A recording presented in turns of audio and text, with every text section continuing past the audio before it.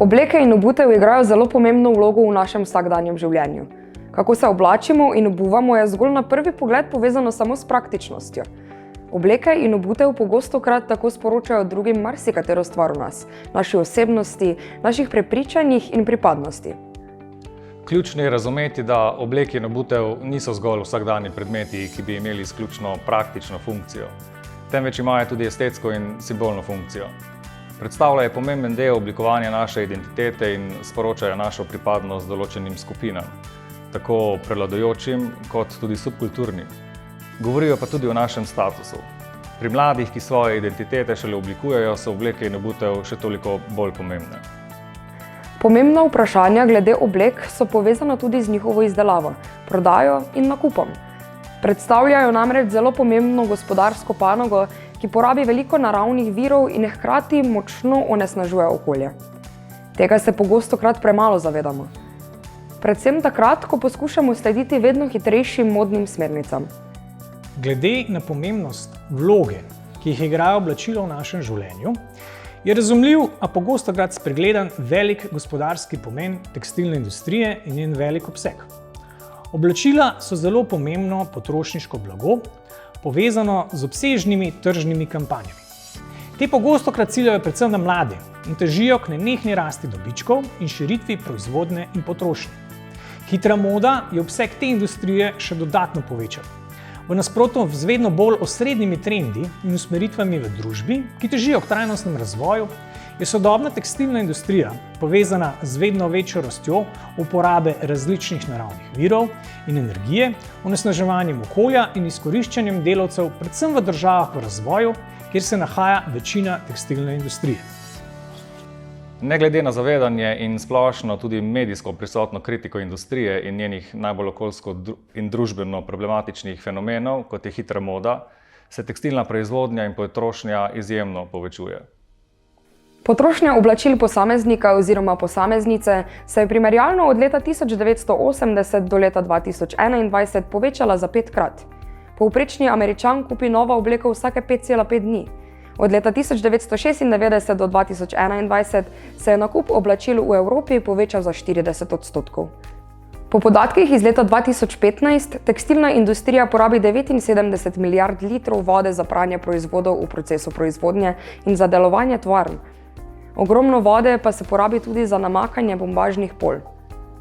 Večino proizvedenega tekstila je iz sintetičnih vlaken, viskoze ali bombaže in proizvodnja teh je za okolje zelo obremenjujoča. Na splošno je tekstilna industrija zelo onesnažujoča. Proizvede 92 milijonov ton odpadkov, hkrati pa je ena od najbolj odgovornih industrij za podnebne spremembe. V ozračje izpusti med 1,22 in 2,93 milijarde ton CO2 letno. Tekstilna industrija pa je problematična tudi z vidika ravnanja z delavkami in delavci. Od končne cene majice je zgolj 0,6% namenjena plačilu delavk in delavcev. Velika večina gre v dobičke zahodnih podjetij.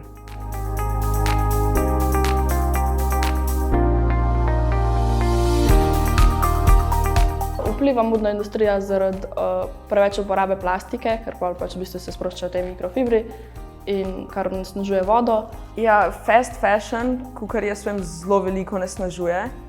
Zelo veliko odpadkov pušča, pa tudi gre se za izkoriščanje delavcev, predvsem otrok tam v Aziji in ja, to je zelo slaba stvar. Pač zaradi tega, da mi lahko kupimo majico za 5 evrov, se dosti slabih stvari zgodi. Zdi se mi, da obleke ni treba to kupovati, zato ker pač zakaj bi rabili skozi neki modi slediti, če lahko v bistvu imamo nekaj, z nečemer smo zadovoljni, ne rabimo več in več. Je pa modna industrija zelo vpliva na onesnaženost. Naprimer, Bangladeš je dober primer, tam ima zelo onesnažen, ki ima toliko tekstilnih industrij. Malo žalostno, kako manipulirajo te industrije, tako da... Je pa res, da tekstilna industrija zelo onesnažuje, ker se vedno širi.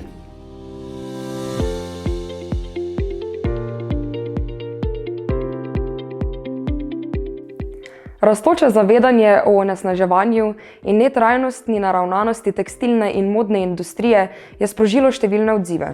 Nekateri poudarjajo spreminjanje na strani proizvajalcev in prodajalcev oblek in obutev, drugi pa so usmerjeni na spreminjanje potrošniških ravnanj posameznikov. Tako pomagamo pa v bistvu lahko s tem, da kupujemo bolj bombažna, lanena oblačila iz organskih materialov, pa v bistvu, da jih potem ne vržemo v smeti. Ne kupujemo fast fashion oblačil, se pravi poceni oblačila, ko se moda zamenja vsak mesec. Tudi ne rabimo vsak mesec kupovati novih oblačil. Kupujemo bolj kvalitetna oblačila, ki so mogoče sicer malo dražja, ampak nam bodo pač na ta račun dalj časa zdržala. Tako vplivamo na onesnaževanje, tako da ločujemo, pač ni treba imeti te najnovejšo stvar. Da bi bilo dobro, da jih nekako recikliramo, da jih damo v kakšne humane otrokom, ki nimajo pač za to. Lahko tudi kupuješ v pač second hand trgovinah, v thrift shopih. Na plan prišli thrift shopi, se pravi ljudje ne bi radi zapravili toliko denarja za obleke, ki so še vedno zelo moderne. Po thrift shopih so pa se pravi tudi še vedno nove praktično, samo pač, da so iz starejše kolekcije. Odzivi na okoljske problematike, povezane s tekstilno in modno industrijo, so usmerjeni na različne vidike proizvodnje, potrošnje in reciklaže oblek in obutve. Naprimer, pri prizadevanjih usmerjenih v končno potrošnjo se poudarja pomen zmanjševanja in spreminjanja potrošnje oblek in obutev v smer kupovanja rabljenih oblek ali oblek, ki so bolj kakovostne, bolj obstojne in so bile proizvedene v boljših pogojih.